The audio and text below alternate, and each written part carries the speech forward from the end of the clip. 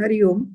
भगवद्गीतेच्या साप्ताहिक अभ्यास वर्गामध्ये सगळ्यांचं सहर्ष स्वागत. 6व्या अध्यायाची सुरुवात झालेली आहे. दुसरा श्लोक आपण आज बघणार आहोत डिटेलमध्ये, पण सुरुवात आपण नेहमीप्रमाणे प्रार्थनेने करूयात. नारायणं नमस्कृत्य नरं चैव नरोत्तमं देवीं सरस्वतीं व्यासं ततो जयमुदीरयेत्। वसुदेवसुतं देवं कंसचाणूरमर्दनं देवकी परमानन्दं कृष्णं वन्दे जगद्गुरुं। मूकं करोति वाचालं पङ्गुं लङ्घयते गिरिं यत्कृपातमहं वन्दे परमानन्दमाधवं। हरिः ओम्। हरिओम. दुसरा श्लोक वाच अश्विनी, मग त्याच्यानंतर मी गीताईचा श्लोक वाचते आणि मग आजचं विवेचन करते. यं संन्यासमिति प्राहुर्योगं तं विद्धि पाण्डव नय्यसन्न्यस्तसंकल्पो योगी भवति कश्चन। संन्यास म्हणती जास योग तो जाण पांडवा सोडिल्या वीण संकल्प कोणी योगी न होतसे. आपण या श्लोकाचा फक्त मराठी अर्थ वाचते. हे पांडव म्हणजे हे अर्जुना, ज्याला संन्यास असे म्हणतात, यम संन्यासम इति प्राहुः तम योगम विद्धि, त्यालाच योग असेही जाण. ही म्हणजे कारण असंन्यस्त संकल्प, संकल्पाचा संन्यास न करणारा कश्चन योगी न भवती, कोणीही योगी होऊ शकत नाही. आता इथे आपल्याला हे कळलं की संन्यास म्हणजे सर्व काही सोडणं, आणि त्या सर्व काही मध्ये महत्वाचं सोडायचंय काय तर संकल्प. सर्व प्रकारचे संकल्प सोडायचे. त्यामुळे संकल्प हा शब्द आपण जरा नीट समजून घेऊयात. वेगवेगळ्या विद्वानांनी त्याच्याविषयी सखोल, आपण सुबोधानंद आणि रामसुखदास अशा दोघांचे विचार लक्षात घेणार आहोत. सुबोधानंद संकल्पासाठी एक वेगळाच शब्द वापरतात, फलाभिसंधी. शब्द वेगळा आहे, पण त्यांनी घाबरून द्यायचं काही कारण नाहीये. आता विवेचनाच्या दरम्यान तुम्हाला कळेल की याची चर्चा आपण पूर्वीही वेगळ्या पद्धतीने वेगळ्या ठिकाणी केलेलीच आहे, फक्त एक शब्द वेगळा आलेला आहे. आता बघा, कर्मफलाशी असणाऱ्या तादात्म्यामुळे किंवा कर्मफलाशी असलेल्या आसक्तीमुळे कर्म करण्याचा संकल्प होतो. मला ते खूप हवंय, मग हवंय तर मिळवायला हवं, मिळवायला हवं म्हणजे कर्म करायला हवं. मग ते मिळवण्यासाठी मी हे कर्म करीन, हा संकल्प. हे करत असताना आपल्या मनात भूमिका काय असते की मी अमुक अमुक कर्म केलं की मला अपेक्षित ते फळ मिळेल, आणि मी ते फळ मिळालं की मला आनंद होईल, मग मला समाधान मिळेल. अशी जी भावना आपल्या मनामध्ये असते, म्हणजे आपल्या म्हणजे जो कोणी कर्म करतो त्या भावनेला म्हणतात फलाभिसंधी. म्हणजे सोप्या शब्दामध्ये, याच्यापूर्वी आपण बघितलेलं आहे की फळामध्ये असलेली सुखबुद्धी किंवा फळामध्ये असलेली महत्व बुद्धी, यालाच संकल्प म्हणतात, यालाच फलाभिसंधी म्हणतात. आता हे झालं आपलं संकल्पाबद्दलचं. संकल्पाची आपण त्याला काय म्हणू, व्याख्या. तसं आता इथे आपल्याला संन्यास योग दोन्ही बघायचंय. तर योग या शब्दाची व्याख्या शंकराचार्य काय करतात शांकर भाष्यामध्ये. आपण थोडा शंकर भाष्याचा सुद्धा आधार घेतोय आपल्या विवेचनाच्या दरम्यान, की शंकराचार्यांसारखा विद्वान माणूस कुठल्या अँगलनी, कशा पद्धतीने त्या वेगवेगळ्या शब्दांकडे बघतो आहे. कारण शब्द सारखे तेच तेच असतात, पण वेगवेगळ्या संदर्भात त्याचे अर्थ, त्याच्या अर्थाच्या वेगळ्या वेगळ्या छटा या महत्वाच्या असतात. तर योग हा शब्द गीताभर कितीतरी वेगवेगळ्या अर्थांनी वापरलेला आहे, पण आपल्याला या संदर्भात, या श्लोकाच्या, या अध्यायाच्या संदर्भात योग म्हणजे काय हे बघायचं. तर तिथे त्याच्या या श्लोकावरच्या भाष्यामध्ये शंकराचार्य म्हणतात की योग म्हणजे समाहित अंतःकरण, म्हणजे अंतःकरणाची परम शांत अवस्था, प्रशांत अवस्था किंवा समाधानाची स्थिती, अविचलित शांत स्थिती म्हणजे समाहित अंतःकरणाची स्थिती म्हणजे योग. आता जोपर्यंत फलासाठी संकल्प आहे, म्हणजे फलामध्ये महत्व बुद्धी आहे, फलाशी आसक्ती आहे, तोपर्यंत चित्ताची ही प्रशांत स्थिती येऊ शकेल का? अर्थातच नाही. तोपर्यंत तुम्ही सतत त्या चित्तामध्ये त्याच्याविषयीचं चिंतन चालू आहे.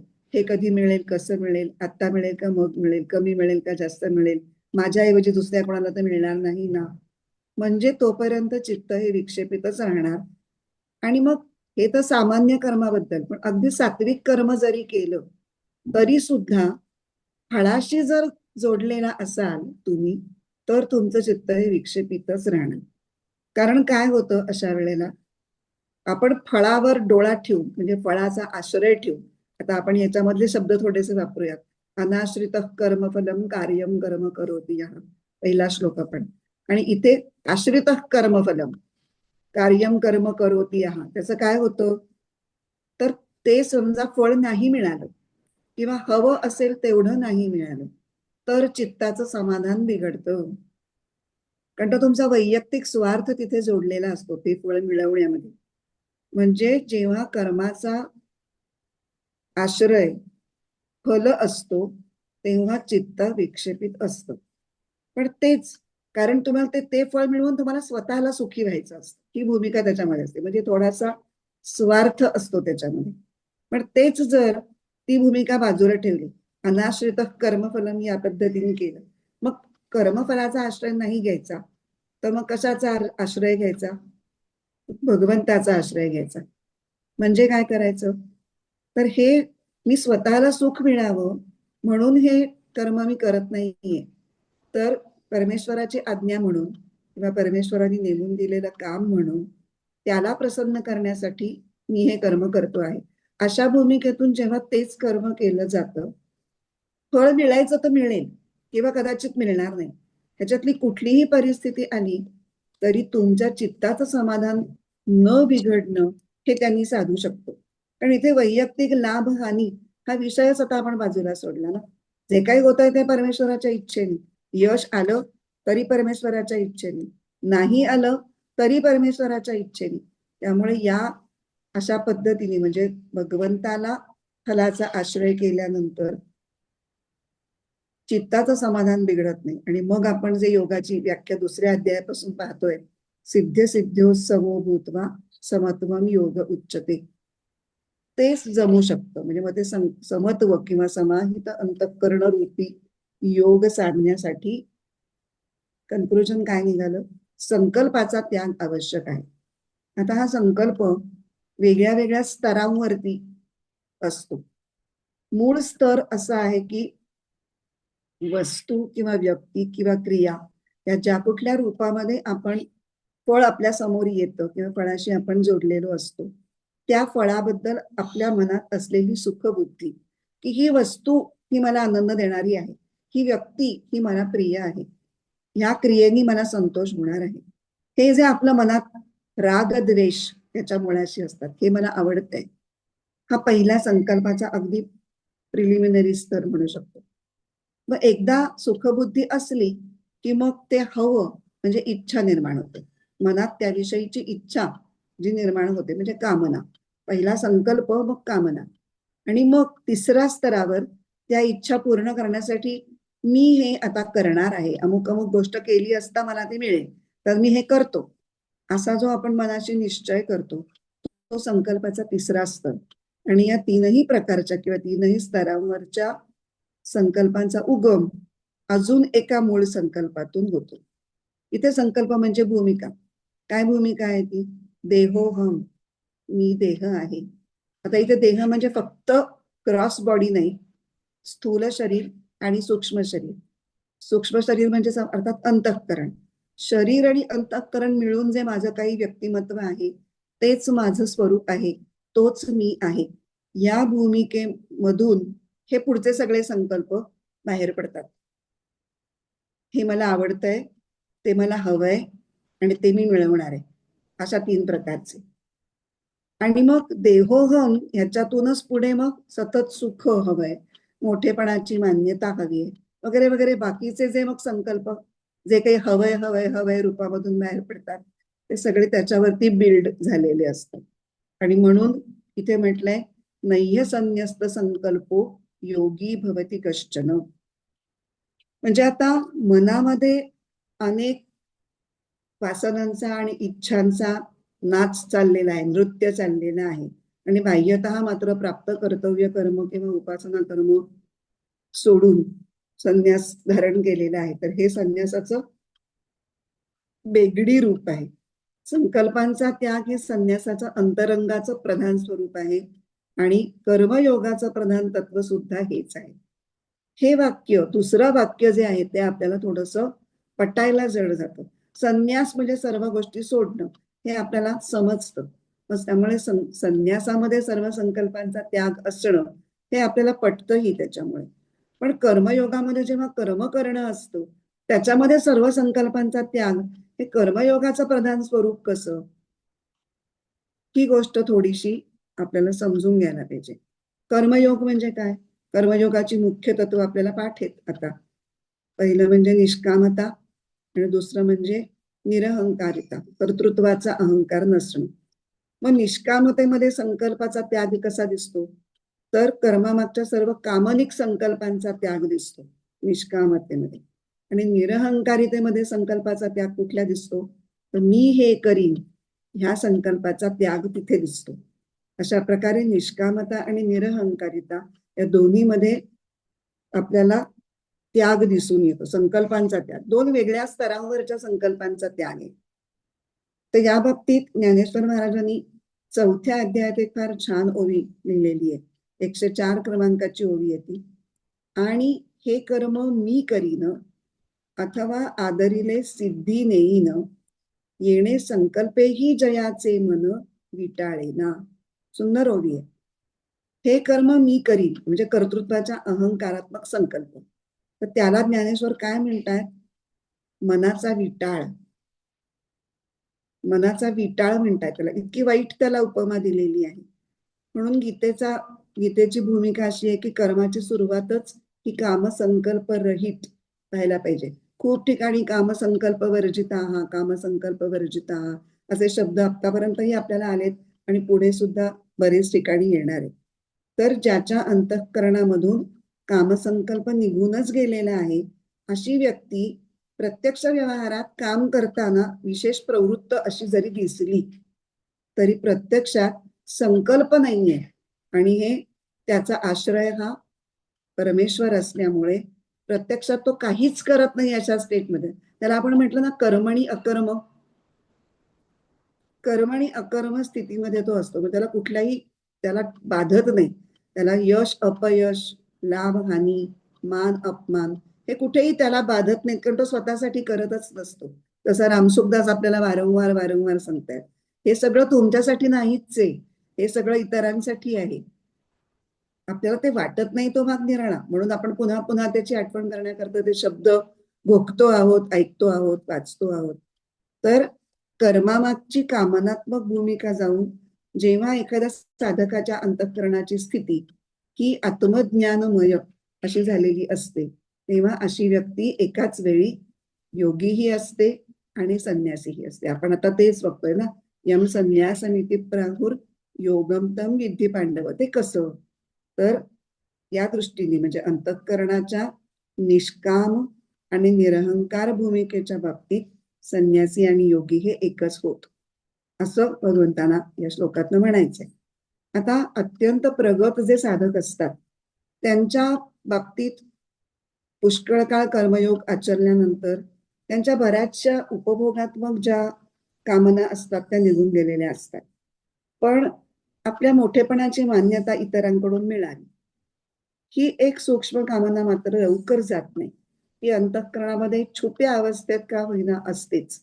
त्यामुळे व्यवहारात दिसणारा विस्तारित अहंकार जरी गेला तरी कर्तृत्वाचा सूक्ष्म अहंकार हा पुष्कळांच्या बाबतीत नसतो गेलेला असं दिसतं. म्हणजे दोन्ही अहंकार निघून गेले अशी व्यक्ती खूप विरळा असते. पण आपल्याला विवेकानंदांच्या जीवनातल्या एका प्रसंगातून त्यांचं महात्म्य या दृष्टीने पाहता येईल की जेव्हा स्वामी विवेकानंद अमेरिकेत गेले आणि शिकागोच्या धर्म परिषदेमध्ये त्यांनी अत्यंत सर्व लोकांच्या हृदयाला हात घालणारं भाषण केलं आणि मग तिथून त्यांची सगळी ते खूपच प्रसिद्धी पावले. अनेक ठिकाणी त्यांना व्याख्यानांसाठी निमंत्रणं आली. विदेशात अनेक ठिकाणी हिंडून मग ते भारतात जेव्हा परत आले तेव्हा मग ते कलकत्त्यामध्ये राहत असताना काही त्यांचे शिष्य आणि काही मित्र यांच्याबरोबर एक दिवस असेच गप्पा मारत बसले होते. तर त्याच्यामधले काही शिष्य म्हणायला लागले, अहो स्वामीजी, तुम्हाला माहितीये का तुम्ही जे ठिकठिकाणी व्याख्यानं दिलीत की नाही, तर त्याच्यातलेच काही तुमचे कोट्स किंवा तुमचे काही विचार इथे काही लोक आपल्या भाषणांमधून वापरतायत आणि तेव्हा ते तुमचा संदर्भ देत आहेत, पण संदर्भ देऊन ते तुमचं वापरतायत मटेरियल थोडक्यात. मग काही जण म्हणतात अहो ते तरी ठीक आहे की निदान विवेकानंदांचं आम्ही घेतोय हे तरी सांगतायत. काही जण तर ते विचार आपलेच आहेत, तुमचं त्याच्यामध्ये कुठे उल्लेखच नाही, तुमचेच विचार सरळता सरळ उचलून स्वतःच्या तोंडी घालतायत, स्वतःच्या शब्दांमध्ये आपल्या नावावर खपवून मोठेपणा मिळवतायत. तर ते बघत होते की आता स्वामीजी कुठे अजिटेट होतील, त्यांना वाईट वाटेल की काय हे वगैरे. ते स्वामीजी अत्यंत शांत होते आणि ते म्हणले की मग काय बिघडलं काय, तुम्हाला एवढं वाईट कशाचं वाटतंय तेच मला कळत नाहीये. ते विचार चांगले आहेत आणि चांगले विचार ते या न त्या प्रकार भाषणामधून असेल किंवा लेखांमधून असेल ते सर्वसामान्य जनतेपर्यंत पोहोचवतायत, ही एक नोबल टास्कच आहे. मग ते विचार माझे आहेत का आणखीन कोणाचे आहेत, माझे म्हणून पोचले तर ते विचार चांगले आणि त्यांचे म्हणून विचार पोचले तर ते वाईट, असं थोडीच आहे. शेवटी चांगले विचार पोचवणं हे चांगलंच कार्य करतायत, तुम्हाला खंत कशाची वाटते एवढी.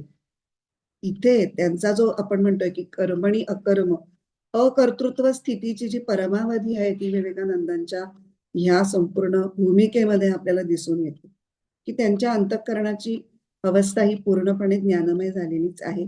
त्याच्यामुळे कर्तृत्व भावाच्या मागे असलेली मान्यता मिळवण्याच्या संकल्पाचा पूर्ण संन्यास इथे दिसतो, म्हणजे पूर्ण संन्यासी रूप त्यांचं दिसतं आणि समाजापर्यंत चांगली तत्व पोचवायची आहेत ही तळमळ दिसते. त्याच्यातून ते निष्काम कर्मयोगी कसे होते तेही आपल्याला दिसतं.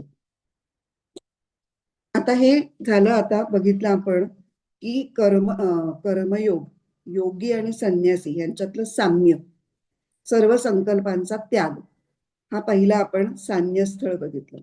आता दुसरं कर्मयोगी आणि संन्यासी यांच्यातील दुसरं एक महत्वाचा साम्याचा मुद्दा आहे, तो कुठला, तर दोघांचाही उद्देश हा ज्ञानप्राप्ती हाच आहे. वेगवेगळे उद्देश नाहीयेत, उद्देश एकच आहे. म्हणजे कर्मयोगी कर्मयोग करतो, तो कर्मयोग साधण्यासाठी करतो का, नाही, तर तो कर्मयोगाची तत्व म्हणजे निष्कामता आणि निरहंकारिता अंगात बाळगून त्यांना साधायचं काय असतं, तर त्याला आपलं अंतःकरण असं घडवायचं असतं की ज्या अंतःकरणामध्ये ज्ञान धारण करण्याची क्षमता वाढेल, विकसित होईल. त्याचा उद्देश ज्ञानप्राप्ती हा असतो. आणि संन्यासाचं काय असतं, काही वेगळं असतं, नाही. संन्यासी सुद्धा साधकावस्थेमध्ये ज्ञानप्राप्तीसाठीच तर प्रयत्न करत असतो. त्यामुळे ज्ञानप्राप्तीचा उद्देश आणि त्याच्यासाठी निष्काम आणि निरहंकार अशी अंतःकरणाची स्थिती विकसित करणं, या बाबतीत कर्मयोगी आणि संन्यासी यांच्यामध्ये काहीच फरक नाही. दोघांच्याही ठिकाणी सुरुवातीला देहोहम हाच मूळ संकल्प असतो आणि त्यांचं गंतव्य स्थान असतं सोहम. सोहम या मूळ स्वरूपापर्यंत पोहोचणं हे दोघांचंही उद्दिष्ट असतं. म्हणजे सुरुवात आणि शेवट ही साधारणपणे सारखीच दिसते. आता या अध्यायात सांगितलेला ध्यानयोग आहे, तो काय आहे, ध्यानयोग कशासाठी आहे, तर मीच मूळ स्वरूप प्रत्यक्ष जाणण्याचा प्रयत्न किंवा तो प्रत्यक्ष अनुभवण्याच्या प्रयत्नाचा तो अंतरंग मार्ग आहे ध्यानयोग. बहिरंग नाही, बहिरंग कर्मयोग आणि अंतरंग ध्यानयोग. मग जेव्हा ध्यानयोग प्रक्रियेने हा मूळ स्वरूप जाणण्याचा प्रयत्न करायला सुरुवात होते साधकाकडून, तेव्हा काय होतं, तर देहोहम या मूळ संकल्पाचं जे आवरण त्या मूळ स्वरूपाला पडलेलं असतं ते हळूहळू हळू विरळ व्हायला सुरुवात होते आणि मग अखेर आत्मस्वरूपाचं ज्ञान होतं, म्हणजे आत्मज्ञान होतं. आणि ते आत्मज्ञान धारण करण्यासाठी अंतःकरण कसं असायला हवं, निष्काम आणि निरहंकार. तेव्हा अंतिम ज्ञानाचा उद्देश आणि त्यासाठी अंतःकरणाची योग्यता निर्माण करणं, या दोन्ही बाबतीत कर्मयोगी आणि संन्यासी हे एकच आहे. त्यांच्यामध्ये काहीतरी फरक असला पाहिजे ना, काही आहे का नाही फरक, आणि असला तर काय. तर फरक बघूयात. फरक खूप थोडा आहे, फरक त्यातल्या टप्प्यांमध्ये आहे. आपण हा मुद्दा मागे सुद्धा बघितलेला आहे, 5व्या अध्यायात सुद्धा बघितलेला आहे. त्याच्यासाठी संन्यासी म्हणजे गीतेला काय अभिप्रेत आहे आणि काय अभिप्रेत नाही हे पुन्हा एकदा बघूयात. एकदा आपण बघितलंय ते. संन्यासी म्हणजे एक आपल्याला संन्यासाश्रम स्वीकारलेली व्यक्ती असं वाटतं. तर हा आश्रम संन्यास गीतेला अभिप्रेत नाही, हे आपण मागच्या श्लोकाच्या दरम्यान पाहिलं होतं. तसंच आश्रम संन्यासच काय करतो, तो निरग्नी असतो आणि अक्रिय असतो. निरग्नी म्हणजे उपासना कर्म सोडलेला असा अर्थ काढायचा, आणि अक्रिय म्हणजे प्राप्त कर्तव्य कर्म, संसारातली जी आपल्याला चिकटलेली विविध कर्म असतात ती त्यांनी सोडलेली असतात, म्हणून संन्यासाश्रम. मग काही लोक असे असतात की ते संन्यासाश्रम न स्वीकारता सुद्धा कर्तव्य कर्म आणि उपासना कर्म सोडतात. त्यांना आपण संन्यासी म्हणणार का? त्यांनाही संन्यासी म्हणता येत. काही जण कडकडीत ब्रह्मचर्याचं पालन करतात, म्हणजे अविवाहित असतात. तो निकष लावायचा का संन्यासाला? तर गीतेला तोही अभिप्रेत नाही. आणि काही जण आध्यात्मिक प्रचार कार्य करत गावोगावी फिरत असतात, म्हणजे संन्यासाश्रमाचा जो परिव्रजन असा जो भाग आहे, सतत फिरणे आणि धर्माचा प्रचार करणं, तो संन्यासी म्हणायचा आहे का? तर गीतेला ह्या 4 प्रकारामधला एकही संन्यास अभिप्रेत नाही. मग गीतेला काय अभिप्रेत आहे?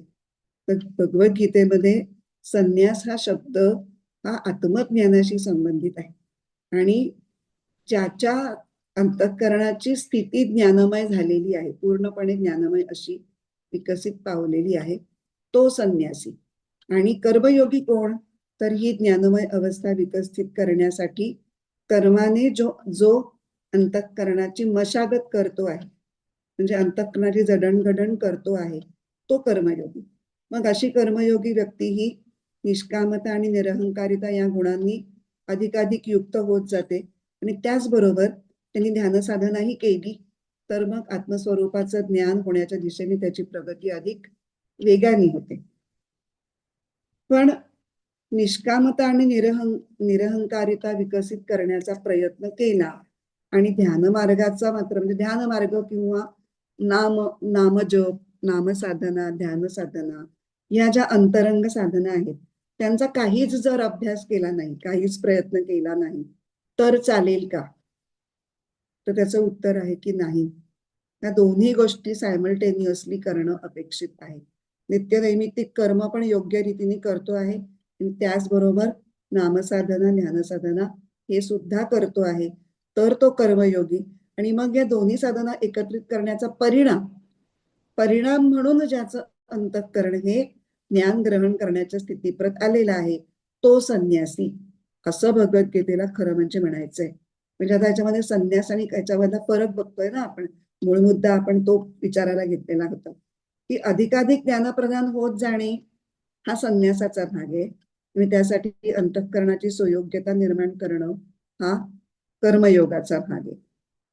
हे ज्ञानाच्या पातळीवरचा अंतःकरणाचा विकास हा भगवद्गीतेला संन्यास म्हणून अभिप्रेत आहे, आणि त्या विकासासाठी अंतःकरण सुयोग्य करण्याचे जे काही सर्व प्रयत्न आहेत, त्या सगळ्या प्रयत्नांना भगवद्गीता कर्मयोग असं म्हणते. हा थोडा 2 गोष्टीतला फरक आहे. एक आधीचा टप्पा आहे, एक नंतरचा टप्पा आहे. या टप्प्यांच्या बद्दल आपण अधिक हे पुढच्या 3ऱ्या श्लोकामध्ये बघणारच आहोत. पण त्यापूर्वी या 2ऱ्या अध्यायावरच्या ज्ञानेश्वरीच्या 2च ओव्या आहेत, त्याच्यावरती फार काही विश्लेषण करण्याची गरज नाही. ते आपण वाचू आणि मग आपण 3ऱ्या श्लोकाकडे जाऊ. आज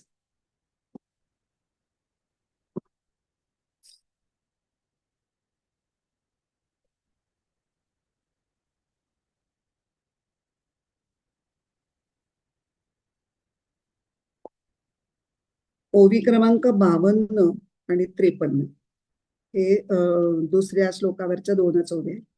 ऐके संन्यासी तोची योगी, ऐसी एकवाक्यतेची जगी, गुढी उभविली अनेकी शास्त्रांतरी. अर्जुना, संन्यासी तोच योगी, अशी संन्यास योगांच्या अभेदाची विजय पताका अनेक शास्त्रांनी फडकावली आहे. जेथ संन्यासीला संकल्पू तुटे, तेथची योगाचे सार भेटे, ऐसे हे अनुभवाचे निघटे, साचे जया. धटे म्हणजे अनुभवाचे, आणि धटे म्हणजे निश्चयाने.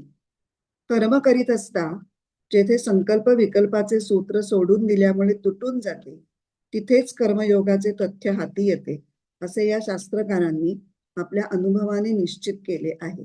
ऐसे हे अनुभवाचे निधटे साचे जया, त्याचा अर्थ. याच्यावर ज्ञानेश्वरांनी फार जास्त भाष्य केलेलं नाही, कारण पहिल्या श्लोकामधला जो मुद्दा होता तोच थोडासा पुढे गेलाय. त्याच्यामध्ये फक्त अनाश्रित कर्मफलम हा पहिल्या श्लोकामधला फोकस होता कर्म करण्याविषयी, आणि इथे आपण म्हणतो तसं या दुसऱ्या श्लोकाचा उद्देश होता संकल्पांचा त्याग. तुम्ही मला असं वाटतं की जेव्हा मी बोलत असते, तेव्हा जो मुख्य मुद्दा आहे ना की ह्याच्यातनं काय सांगायचंय, तो एक एक मुद्दा असा कुठेतरी तुमच्या वहीवर किंवा पुस्तकावर लिहून ठेवत चला. ते नंतर जेव्हा तुम्ही नुसतं पुस्तक वाचाल, जे एखादा श्लोक आपण म्हणतो तेव्हा पटकन त्या श्लोकातला महत्वाचा मुद्दा तुम्हाला चटकन लक्षात येईल. कारण संपूर्ण सारांश बघणं किंवा ह्याला तुम्हाला कोणाला वेळ होणार नाहीये, पण हे मुख्य मुख्य मुद्दे जर नोट केलेत ना तर ते छान वाटेल, म्हणजे जास्त उपयुक्त होईल तो अभ्यास.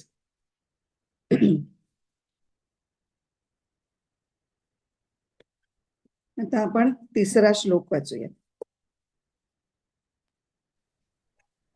आरुरुक्षोर्मुनेर्योगं कर्म कारणमुच्यते योगारूढस्य तस्यैव शमः कारणमुच्यते.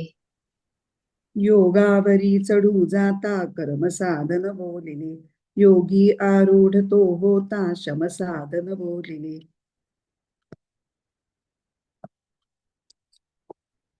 आता दुसऱ्या श्लोक आपल्याला आधी अन्वय बघायचा नाही, संधी सोडवूयात. आरुरुक्षोः मुनेः योगम कर्म कारणम उच्यते योगारूढस्य तस्य एव शमः कारणम उच्यते. अन्वय आणि अर्थ. योगम आरुरुक्षोः मुनेः, योगावर आरूढ होण्याची इच्छा असणाऱ्या मुनीसाठी म्हणजे साधकासाठी कर्म कारणम उच्यते, कर्म हे योगसिद्ध होण्याचे साधन आहे असं म्हटलं जातं. उच्चते म्हणजे असं म्हटलं जातं. तस्य एव योगारूढस्य म्हणजे तोच मुनी योगारूढ झाला की त्याच्यासाठी शमः कारणम उच्यते. शम म्हणजे वृत्तींचा उपशम, हे परमात्मा प्राप्तीचे साधन होय असे म्हणतात. फक्त मराठी अर्थ अजून एकदा वाचते. योगावर आरूढ होण्याची इच्छा असणाऱ्या साधकासाठी कर्म हे योगसिद्ध होण्याचं साधन आहे असं म्हटलं जातं. तोच मुनी योगारूढ झाला की त्याच्यासाठी शम म्हणजे वृत्तींचा उपशम हे साधन होय असं म्हणतात. दुसऱ्या श्लोकाचं तात्पर्य हे आहे की कर्मयोग हे ज्ञानयोगाचं बहिरंग साधन आहे. पण आता प्रश्न असा आहे की हे कर्म किती काळ करत बसायचं? जन्मभर कर्मच करत बसायचं का काय? त्याला काही मर्यादा आहे की नाही, की आता एवढं झालं की कर्म थांबवा? तर त्याला मर्यादा आहे, पण ती काळाची नाहीये, तर ती अधिकाराची मर्यादा आहे. आणि तेच उत्तर या तिसऱ्या श्लोकामध्ये भगवंत देतात की साधनेच्या क्षेत्रातील दोन वेगळ्या टप्प्यांवरचे साधक आहेत, आणि त्या दोन वेगळ्या टप्प्यांवरच्या साधकांसाठी दोन वेगळी साधनं सांगितली. तर सुरुवातीचा साधनेचा टप्पा आरुरुक्षु या शब्दाने सांगितलेला आहे, आणि जो आरुरुक्षु आहे त्याचं साधन आहे कर्म. म्हणजे जोपर्यंत तुम्ही आरुरुक्षु टप्प्यात आहात तोपर्यंत तुम्हाला कर्म केलंच पाहिजे. मग एकदा तुम्ही पुढच्या टप्प्यात गेला, अंतिम टप्पा त्याला म्हटलंय योगारूढ. एकदा योगारूढ झाला की मग आता कर्म थांबवलं तर चालेल, मग पण काहीच करायचं नाहीये का मग तिकडे गेल्यानंतर? तसं नाहीये, तिथे पण साधना करायची आहेच, कारण तो तसा अर्थाने अंतिम नाहीये. कारण योगस्थिती गाठणं हे उद्दिष्ट नाहीये. योगस्थिती कशासाठी गाठायची आहे?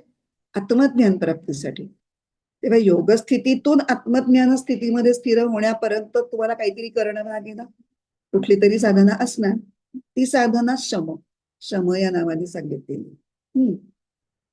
तर आता आधी हे दोन शब्द आपण थोडेसे नीट समजून घेऊ, वाच्यार्थाने काय त्यांना म्हणायचे ते.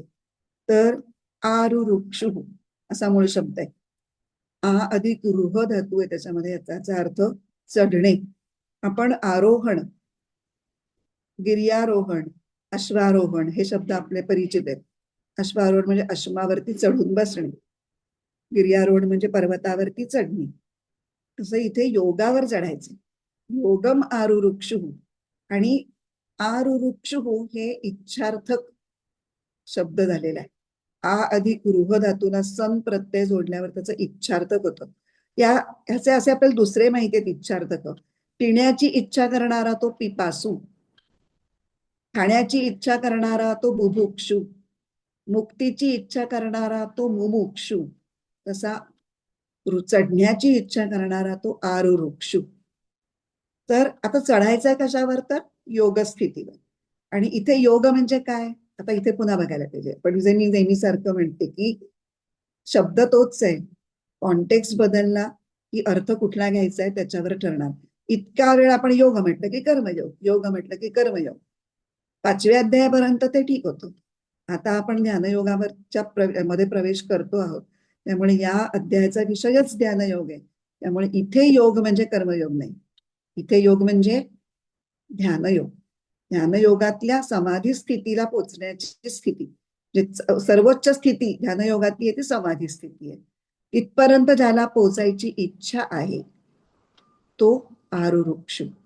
आणि आता पुढचा शब्द, पुढच्या टप्प्यातला साधक योगारूढ, जो योगावर आरूढ झालेला आहे, योग स्थितीवर चढून बसलेला आहे. आता अश्वारूढ या शब्दाची आपण कंपॅरिझन केली तर जो घोड्यावर स्वार झालेला असतो त्याचा घोड्यावर एक ताबा असतो, घोड्याचे लगाम त्याच्या हातात असतात, तो घोड्याला हवा तसं वळवू शकतो.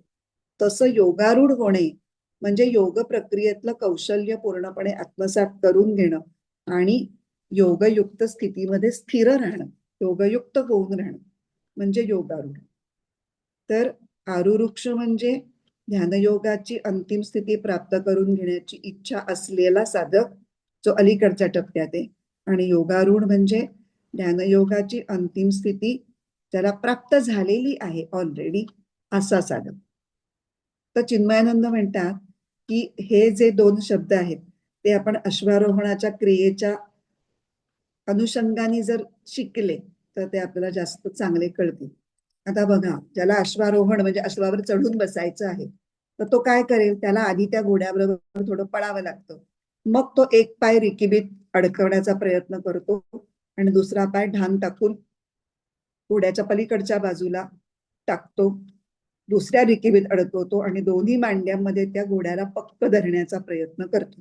त्याला म्हणतात घोड्यावर मांड पक्की करणं. तर हे करताना एक पाय रिकिबीत टाकल्यानंतर दुसरा पाय त्याला स्वतःच्या प्रयत्न, त्याला दुसरा कोणी ढकलणारा नसतो, त्याला स्वतःच जोर लावायला लागतो, स्वतःचा जोर लावून तो पाय दुसरीकडे टाकायला लागतो. आणि हे करताना थोडासा लोंबकळला जातो तो घोड्याच्या एका बाजूला, ज्या बाजूने तो चढत असेल त्या बाजूला. तर ही जी आहे अश्वारोहण कलेतली आरुरुक्षु स्थिती. अश्वारोहण करताना हे असं होतं. तर नंतर आपण साधनेत काय होतं ते बघणार आहोत नंतर. आणि मग अश्वारूढ स्थिती काय आहे, एकदा स्वार झाल्यानंतर लगाम हातात घेऊन घोड्यावर नियंत्रण ठेवणं, यासाठी तुलनेने कमी कष्ट आहे. चढून बसेपर्यंत जास्त कष्ट आहे, चढून बसल्यानंतर तुलनेने कमी कष्ट आहेत पण आहेत. मग नंतर तो ढिला बसला तर त्याला कुठेही घेऊन जाईल तो घोडा. त्यांनी लगाम घट्ट पकडले पाहिजेत, त्याची मांड पण पक्की पाहिजे. आपण हे तुलनेने कमी कष्ट आहेत असं म्हणू. आता हे जे रूपक आहे अश्वारोहणाचं, ते आता साधनेतल्या प्रयत्नांना लावायचा आपण प्रयत्न करूया. की सुरुवातीला आपण सगळेच जण कसं असतो, सगळे नॉर्मल साधक पण नाहीयेत, आपण सर्वसामान्य माणसं ही जगामध्ये केवळ कर्म करण्यासाठीच असतात, कर्म करणारीच असतात. आणि ते कर्म सुद्धा फलासाठीच असतं, कामना प्रेरित असतं, म्हणजे फलासाठी असतं म्हणजे. आणि त्याच्यामध्ये मी करतो, मला हे हवंय, मी करणार, ही भूमिका पण असते. म्हणजे कर्तृत्वाचा अहंकारही असतो आणि कर्मफलाची आसक्तीही असते. आणि मग असं सुखाच्या मागे लागून ही जी कर्म आपण करतो ती करताना हळूहळू त्यातल्या त्यात ज्यांची बुद्धी सूक्ष्म असते किंवा जे मननशील असतात त्यांना अनुभवानी हे लक्षात यायला लागतं की अरे, ज्या सुखाच्या पाठीमागे आपण एवढे पळतो आहोत ते सुख पुढे पळतंय आणि आपण त्याच्या मागे पळतोय, असंच बरेच वेळेला होतंय. ते हातात पकडलं जातंय गेलंच तर ते थोडाच वेळ, पण ते संपून पण जाते. मग आपण परत दुसऱ्या सुखाच्या मागे लागतोय. पण त्याची शाश्वती नाहीये, ते सुख शाश्वत टिकत नाहीये. आणि किंबहुना सुखाच्या मागे लागताना अनेक दुःख मध्ये मध्ये मध्ये मध्ये आपल्याला त्यांना सामोरं जावं लागतंय. अशी आपली विचित्र स्थिती झालेली आहे.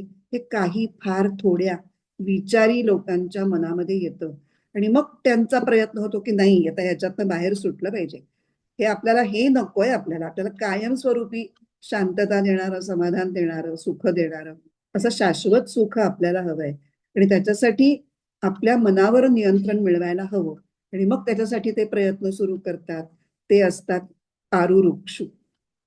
त्यांच्या हे लक्षात येतं की हे असं काहीतरी करायला हवंय आपल्याला. मग त्यांच्यासाठी साधना सांगितलेली आहे कर्मयोग.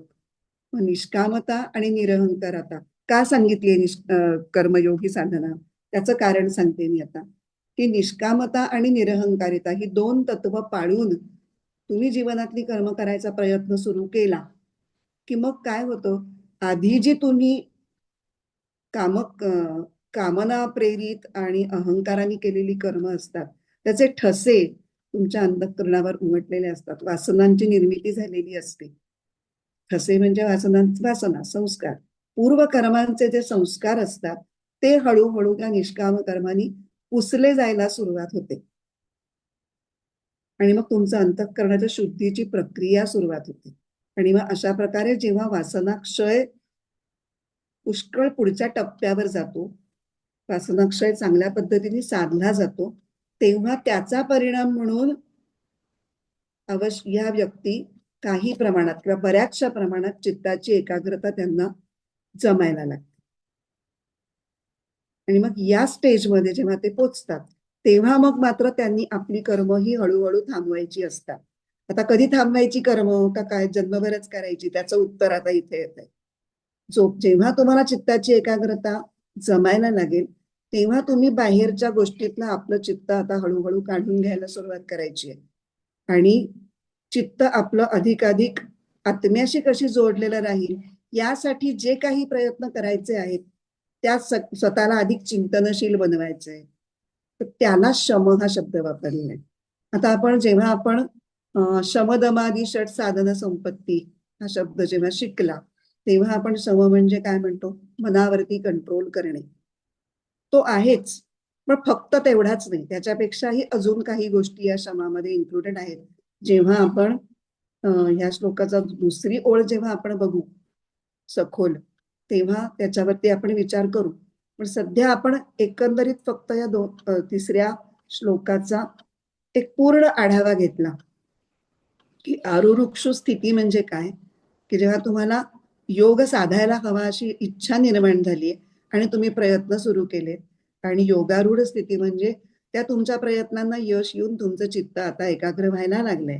अशा वेळेला तुम्ही आता साधारणपणे ज्याला कर्म म्हणतो, कर्म म्हणजे आपली कर्तव्य कर्म आणि उपासना कर्म ही थोडी थोडी कमी करायला हरकत नाही. कधी कधी ही कर्म आपोआपच कमी होत जातात आणि काही वेळेला लोकांच्या लक्षात येत नाही, म्हणजे योगारूढ लोकांच्या सुद्धा, की आता याची गरज नसताना आपण ते धरून बसतो, काही नाही मी हे करणार. त्याचंही उदाहरण देणार आहे मी की तिथे सुद्धा तुमचा अडीलतट्टूपणा की तुमची असंवेदनशीलता की आता हे करून न चालणार आहे तर कशाला मी त्याचा हट्ट करत बसू. पण मी हट्ट करतो आहे हेच लक्षात येत नाही.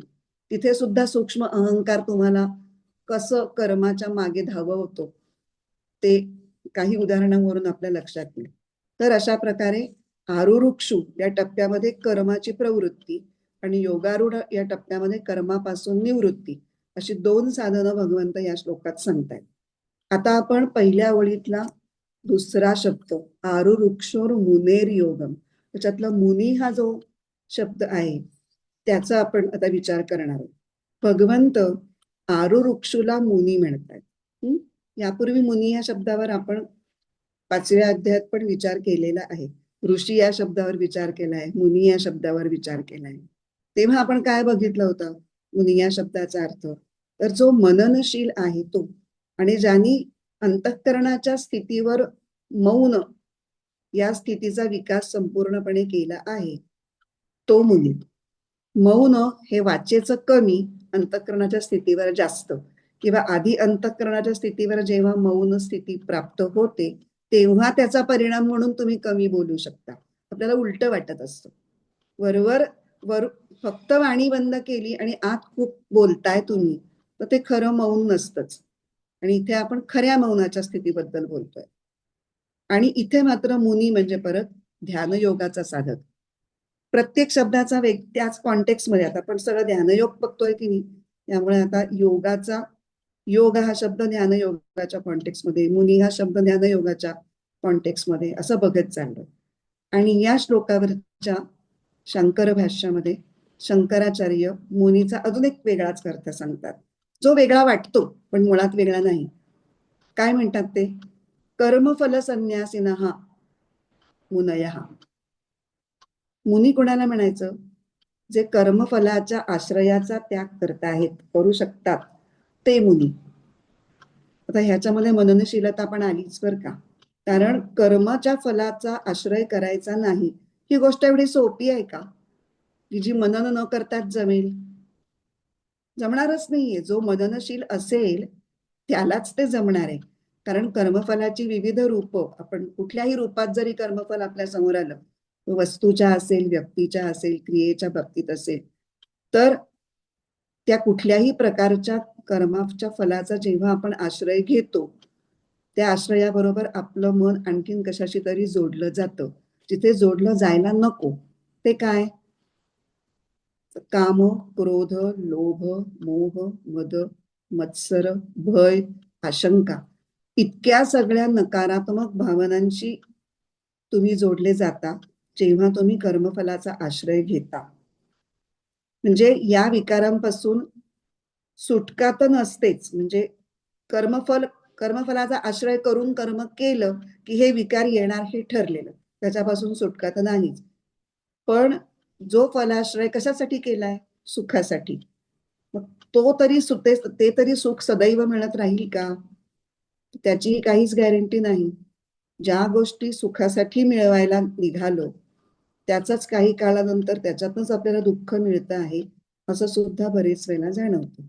एक अगदी क्रूड एक्झाम्पल मी मुळातच सांगते की हे फार फाईन एक्झाम्पल नाहीये, की खूप बायका मुलाच्या लग्नासाठी फार उत्सुक असतात. त्यांचं सगळं असं अगदी एकवटलेलं असतं सुख, माझ्या मुलाचं लग्न झालं की मी अगदी सुखी होणार आहे.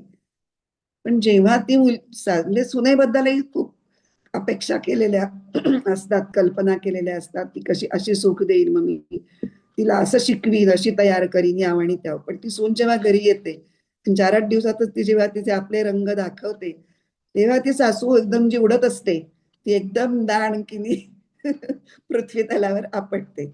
इथे सुनेमध्ये सुखाची कल्पना केलेली असते पण प्रत्यक्षात सुख मिळतच असं नाही. काही जणी भाग्यवान असतील त्यांना मिळतही असेल पण बऱ्याच जणींना मिळत नाही अशी ही अवस्था होते. किंवा घर, ह्याच्यापेक्षा जरा बरं एक्झाम्पल म्हणजे घर. घर आपलं एकदा बांधलं स्वतःच की मग आपण अगदी झेंडा फडकवला आयुष्यातला असं तर बहुतेकांना वाटत असतं. पण प्रत्यक्षात तसं होत नाही. जेव्हा घर बनतं पुढे म्हणजे त्याच्या मेंटेनन्स आणि बाकीच्या ज्यात कटकटी असतात त्या तर असतात, ते असतातच. पण पुढे त्याच्यातनं हेवे दावे, त्याच्यावर हक्क सांगणारे त्याच्यातले वाटेकरी, असे सुद्धा सगळे प्रकार त्या मधून निर्माण होतात. म्हणजे ह्या जगातली ही जी एक विचित्र काहीतरी व्यवस्था आहे की सुख आणि दुःख ह्याचं एकच स्थान असतं, ही गोष्ट ही मनन केल्यानंतरच लक्षात येते. आता आपण 5 अध्यायांचा अभ्यास केल्यानंतर आपल्याला 5व्या अध्यायातला एक श्लोक इथे आठवतो का बघा. येही संस्पर्शजा भोगा दुःखयोनय एव ते आद्यंतवंतः कौंतेय न तेषु रमते बुद्धः. आपण किती बुधहा याच्या जवळ आलोय ते आपलं आपण बघायचं की हे सगळे आहेत, हे वरवरच आहेत आणि खूपच क्षणिक मिळणारे. त्याच्यातून येणं केणं प्रकरण तुमची दुःखापर्यंतच पोचणार आहात. हे जर आपल्याला पक्क कळलं तर त्याच्यातली सुखबुद्धी कमी होईल आणि मग त्याच्यातलं रमणं कमी होईल आणि हे सगळं मननानंतरच होणार आहे.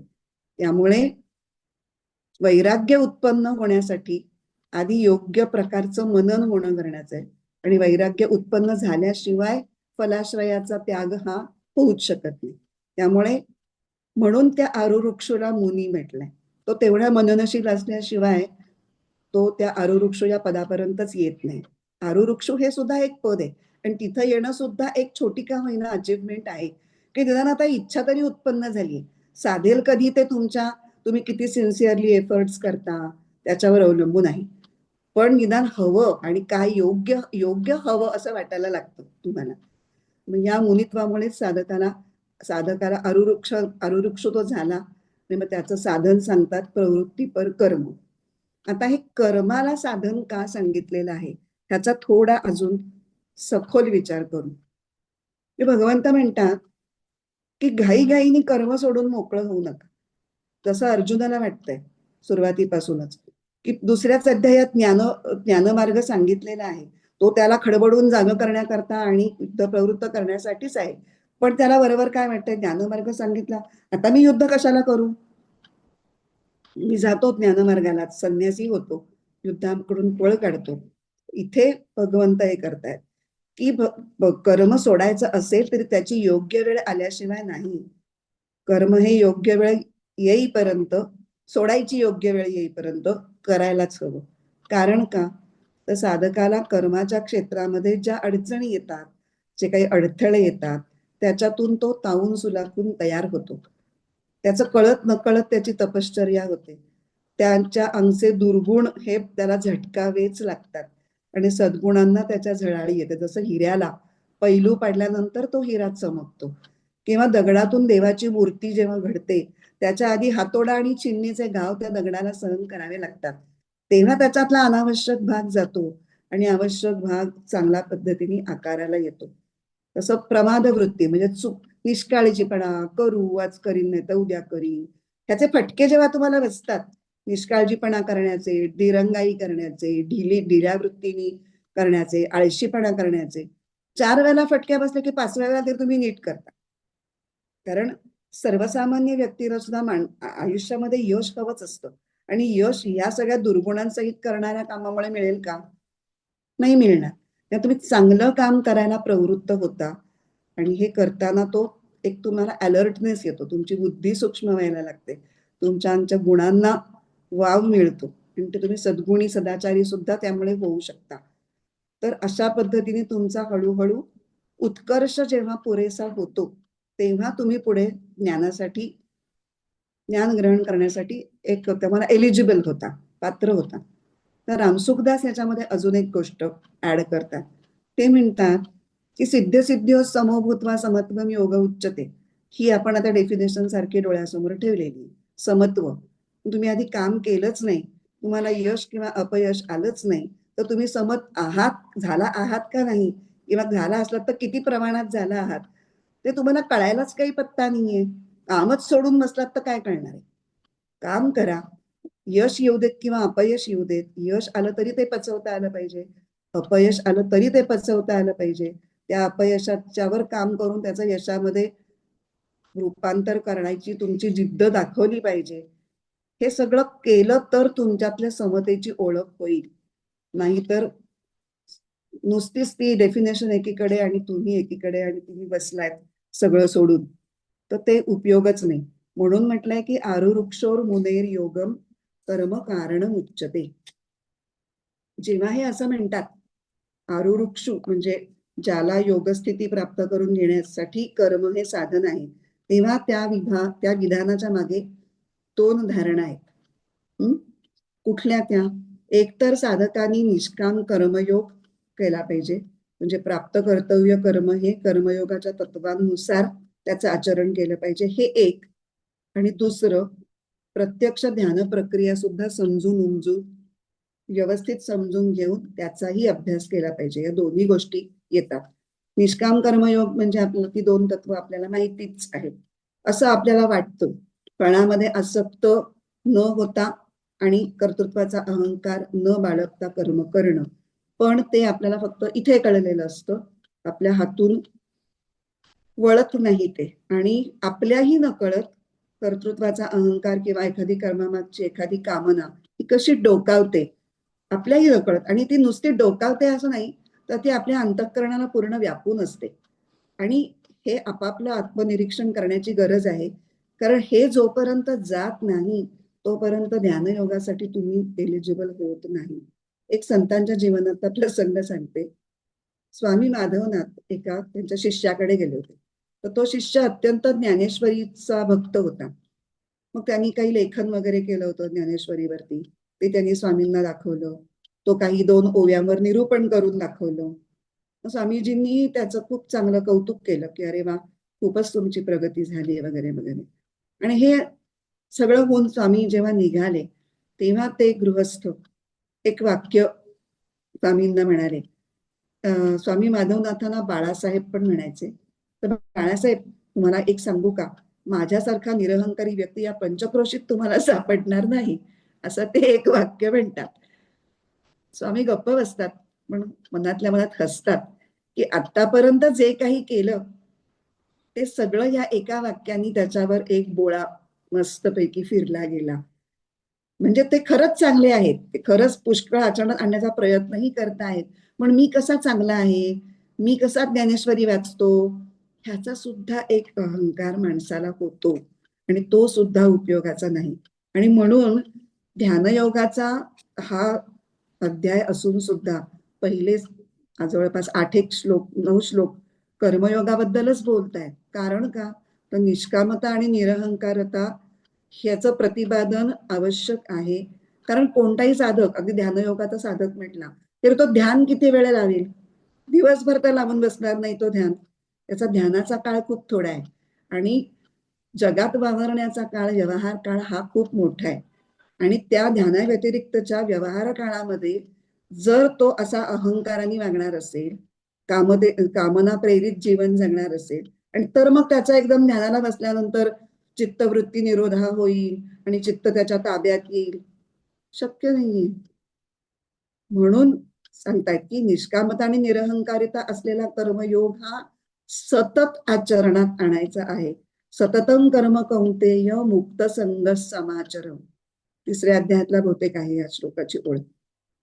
आणि त्याचबरोबर म्हणजे हे झाला कर्मयोगाचा पार्ट. आणि पुढची तितकीच महत्वाचं आहे की योगप्राप्तीची इच्छा आहे ना, मग आता झालं, आम्ही निष्काम निरहंकार कर्मयोग खूप महत्वाचा आहे तयारीसाठी, आम्ही तेवढाच करतो, ज्ञानयोगाची प्रक्रिया करायची काय गरज आहे, नाही चालणार. कारण कर्मयोगाने तुमची जी अंतःकरणाची तयारी झालीये त्या तयारीच्या तुम्ही उपयोगच केला नाही तर काय. ती तयारी होणं म्हणजे एखाद्या गाडीचं तिकीट काढण्यासारखं आहे. मला इकडून तिकडे जायचंय तर मी तिकीट काढेन. अरे पण तिकीट काढून खिशात ठेवून मी घरीच बसले तर, गाडीत चढून बस ना. तर आता तिकीट आहे मग तू गाडीत बसू शकतोस, तो गाडीत बसलास तर तू तर आत्मज्ञानाच्या मुक्कामापर्यंत पोहोचशील. बसलाच नाहीस तर तू कुठूनच कुठेच पोहोचणार नाहीस, आहे तिथेच राहशील. त्यामुळे या दोन्ही गोष्टी तितक्याच महत्वाच्या आहेत. आणि कर्मयोगामध्ये विसरायचं नाही की प्राप्त कर्तव्य कर्माबरोबर उपासना कर्म सुद्धा अद्यारूत आहे. कारण उपासना कर्म हा कर्मयोगाचा प्राण आहे, तसंच ध्यान प्रक्रिया हा योगाचा प्राण आहे. त्यामुळे उपासना कर्मासहित कर्तव्य कर्म आणि ध्यान प्रक्रियेचा योग्य पद्धतीने गुरुच्या मार्गदर्शनाखाली सराव असं करणं, हे सगळं कर्म हे कारण म्हणजेच साधन आहे. आरुरुक्षोर मुनेर योगम कर्म कारणम उच्यते, ह्याच्यामध्ये हे सगळं अपेक्षित आहे. एवढं केलं की मग तुम्ही योगारूढतेकडे पोचाल. आणि योगारूढस्य तस्य एव शमहा कारणम उच्यते, म्हणजे जो साधक आतापर्यंत आरुरुक्ष होता तोच आता योगारूढ झालेला असताना आता त्याचं साधन बदललं. ते कसं बदलतंय, त्याचे शम म्हणजे नक्की काय, ते आपण पुढच्या क्लासमध्ये बघूयात. कारण आता आपला पूर्ण विषय सांगून होणार नाही.